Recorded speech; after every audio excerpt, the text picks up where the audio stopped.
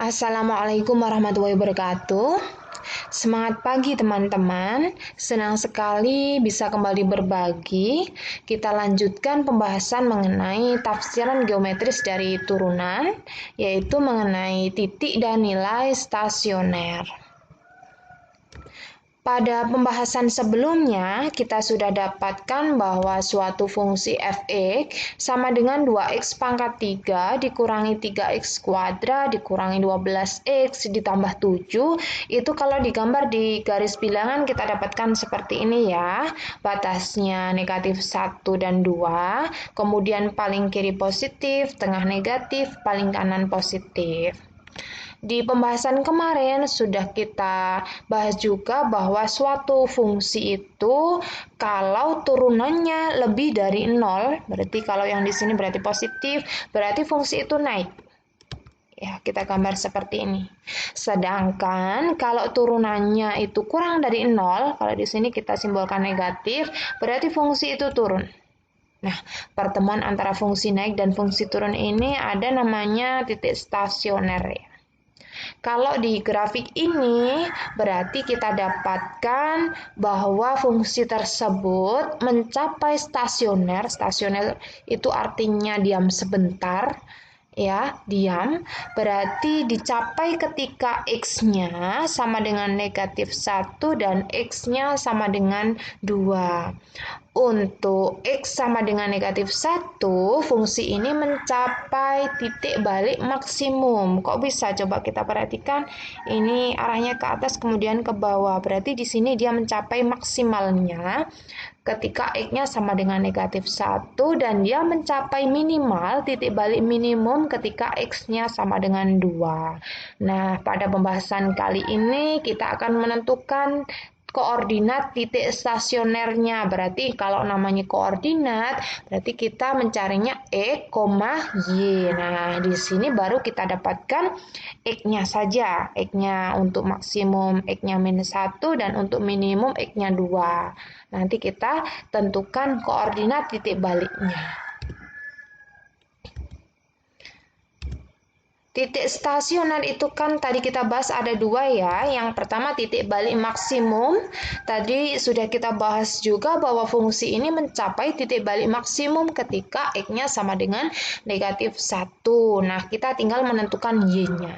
Menentukan y dengan cara memasukkan x ini ke dalam fungsinya, yaitu kita dapatkan berarti x dalam kurung negatif 1 sama dengan 2 dikali x pangkat 3 menjadi negatif 1 pangkat 3 dikurangi 3, x pangkat 2 menjadi negatif 1 pangkat 2 dikurangi 12x menjadi negatif 1 ditambah 7. Kita pangkatkan dulu ya, berarti negatif 1 pangkat 3 hasilnya negatif 1. Biasanya perpangkatan ini masih banyak yang salah ya. Jadi negatif 1 pangkat 3 itu negatif 1 dikali negatif 1 dikali negatif 1. Bukan negatif 1 kali 3 ya. Kemudian negatif 1 pangkat 2 hasilnya 1. Dan yang ini negatif 12 dikali negatif 1 hasilnya positif 12. Negatif kali negatif kan positif ya. Kemudian kita kalikan 2 kali negatif 1 hasilnya negatif 2, negatif 3 kali 1 hasilnya negatif 3, ditambah 12 dikurangi 7. Jadi F dalam kurung negatif 1 adalah negatif 2 dikurangi 3 itu kan negatif 5 ya. Negatif 5 ditambah 12 itu hasilnya 7. 7 ditambah 7 hasilnya 14.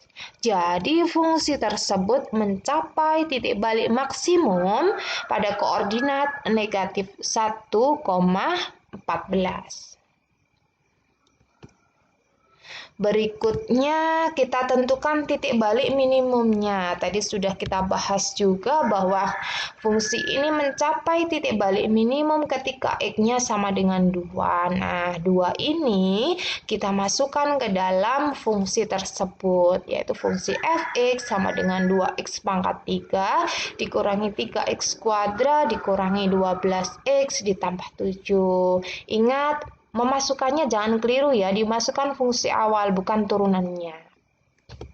Jadi kita dapatkan F dalam kurung 2 sama dengan 2 dikali 2 pangkat 3 dikurangi 3 E kuadrat menjadi 2 kuadrat.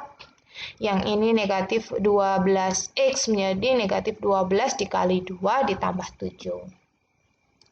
Kita pangkatkan dulu 2 pangkat 3 hasilnya 8, 2 pangkat 2 hasilnya 4. Yang ini negatif 12 kita kalikan dengan 2 hasilnya negatif 24. Kemudian ditambah 7. 2 dikali 8 hasilnya 16, 3 dikali 4 hasilnya 12.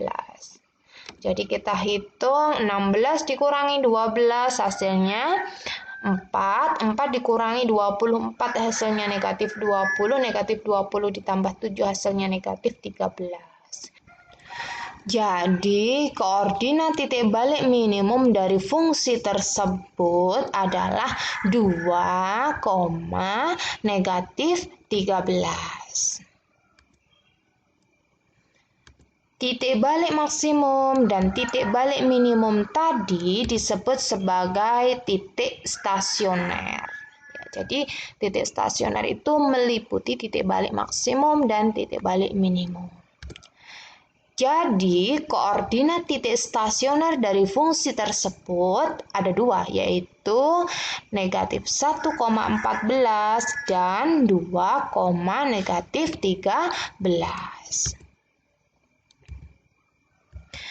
Tadi kita dapatkan titik stasionernya ada 2 ya, titik balik maksimum dan titik balik minimum, yaitu negatif 1,14 dan 2, negatif 13. Nah, kalau namanya koordinat itu kan X, Y ya, berarti di sini X-nya adalah negatif 1 untuk yang maksimum dan untuk yang minimum X-nya 2. Sedangkan Y-nya untuk yang maksimum itu 14 dan untuk yang minimum Y-nya negatif 13.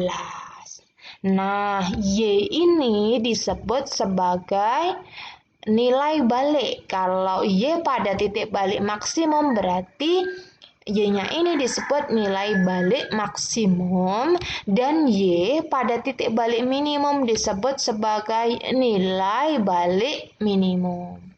Nilai balik maksimum dan nilai balik minimum ini disebut sebagai nilai stasioner. Jadi yang perlu dibedakan di sini adalah kalau ditanya tentang titik stasioner berarti kita tuliskan koordinatnya lengkap X, Y-nya. Tapi kalau yang ditanyakan adalah nilai baliknya, baik itu nilai balik maksimum atau nilai balik minimum, berarti yang dituliskan adalah Y-nya saja ya. Seperti itu. Oke, saya rasa cukup penjelasan mengenai titik dan nilai stasioner. Terima kasih atas perhatiannya, semoga bermanfaat. Wassalamualaikum warahmatullahi wabarakatuh.